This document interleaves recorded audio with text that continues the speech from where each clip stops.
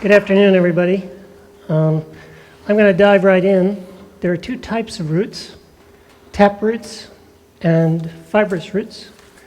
My tap root is Berkshire County, specifically Alford, Massachusetts, where I grew up, which happens to be the town where Henry Knox first crossed from New York into Massachusetts when he was toting a bunch of cannon out to Boston for the siege of Boston.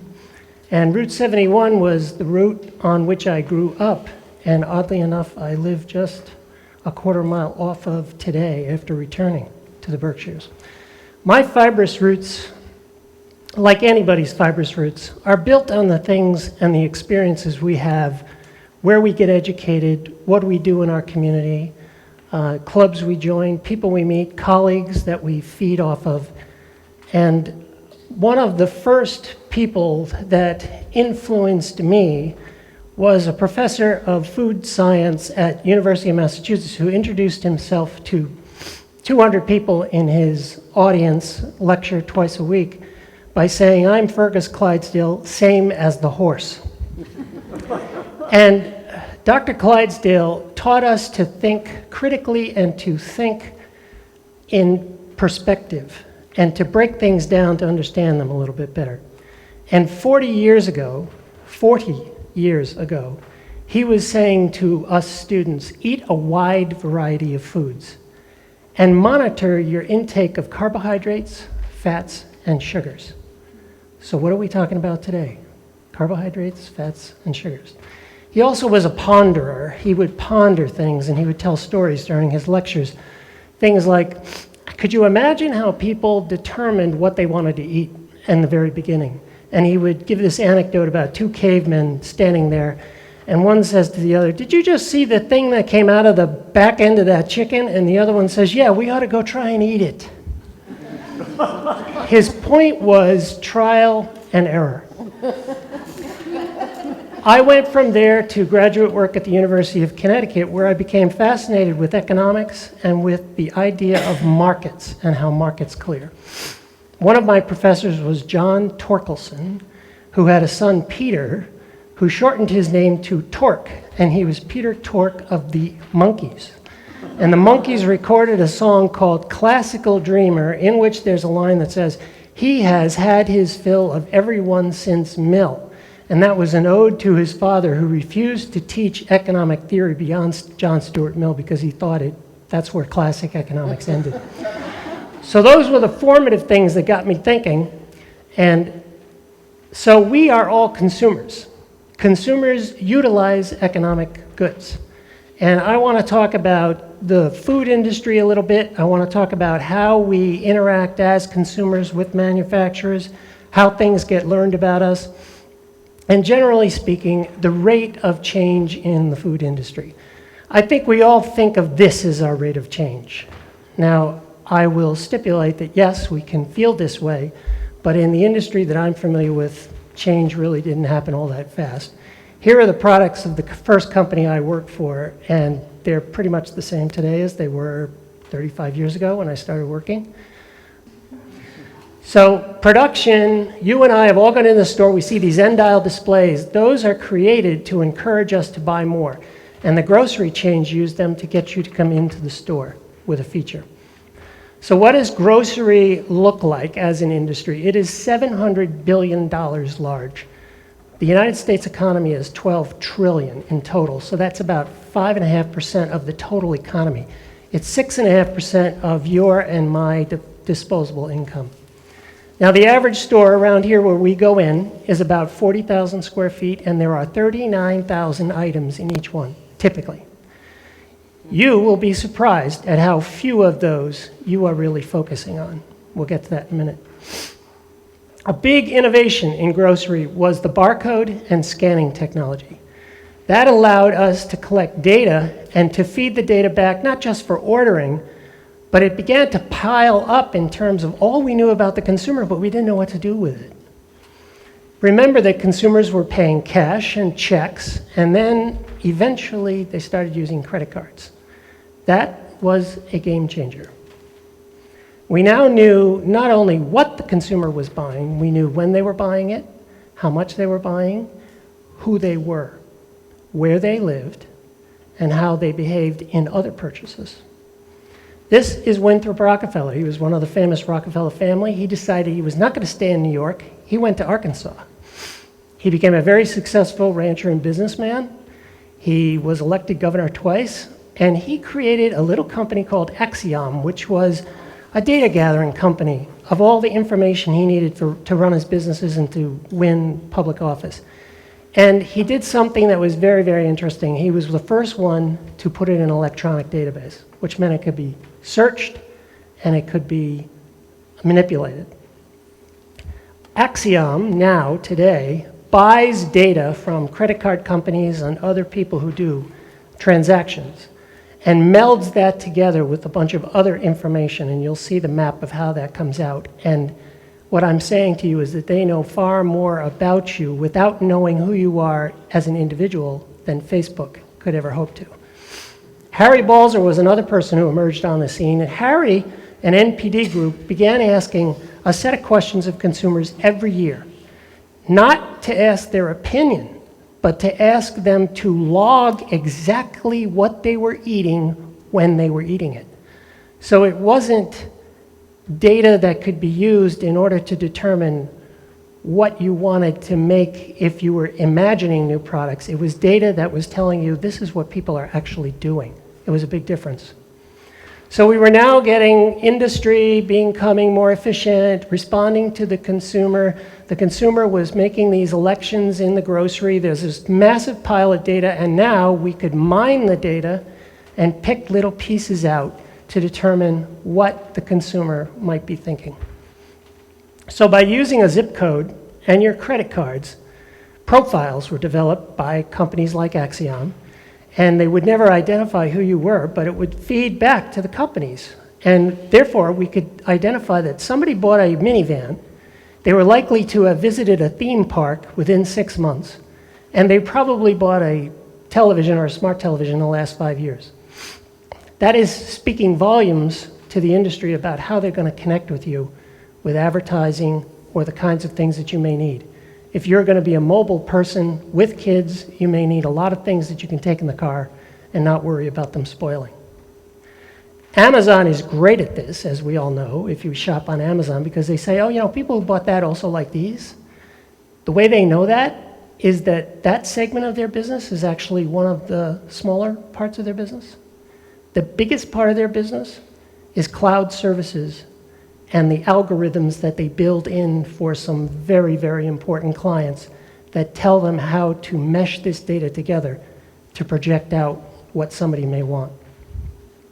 The last way is we sit consumers down and we actually talk to them. So when you're in the grocery store, you are focusing not on 39,000 items, but 200. And if you go home and you count all the items that you have in your kitchen and your bathroom that you get from the grocery store, it'll come out somewhere around 200. Yes, there are many, many people in this country, so 39,000 items do attract interest from somebody, but yours number about 200 on average. You're probably shopping without coupons. You are spending between $100 and $170 a week, depending on how many kids are in your household. You are likely to be female, and you are shopping your main shopping on Saturday, which is still the biggest shopping day.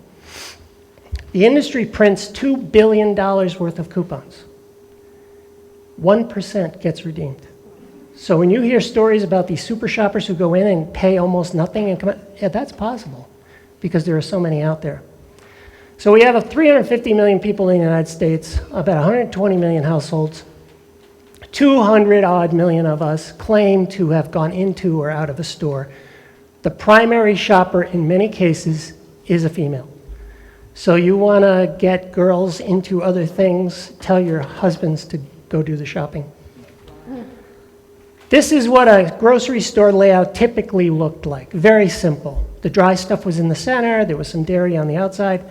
Then they became a little more sophisticated. They realized, you know, consumers want a little bit more variety. They want more of the things that are coming into the fore of what they want to buy, fresh foods, etc. So the store format began to change. Then they began to track, where are these people walking in the store? And finally, they had heat maps of where the people are spending the most time so that they know where to put the right displays to make a little more money. So there is a digital grocery landscape that's emerging, but it is really slow to come along.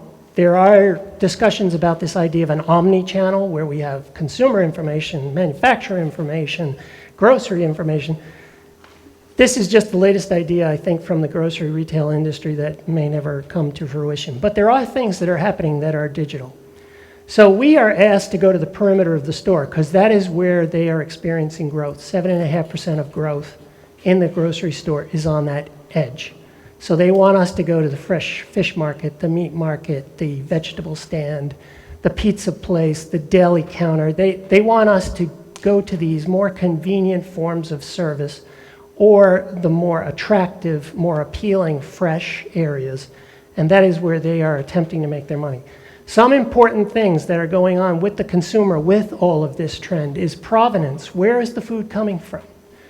The animal welfare. Were these free range and crate free? Is it free of all kinds of additives?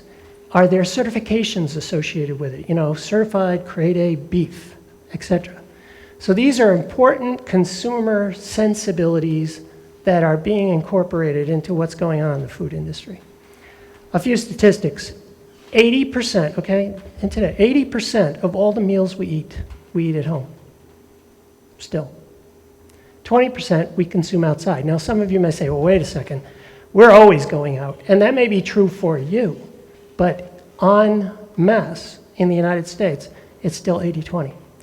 30% of all the meat in the United States goes to cats and dogs. And 40%, and this has been confirmed in multiple studies, 40% of the food we buy usually goes to waste. So where are we eating when we don't eat at home? Well, we're eating at some different places, right? I mean, we agree on that, right? We're eating at theme restaurants like Buffalo Chicken Wings, we're eating at Chick-fil-A. You know, it looks like it's a little bit healthier. 11% of all the money we spend eating out of home is captured by. So how much are we really changing?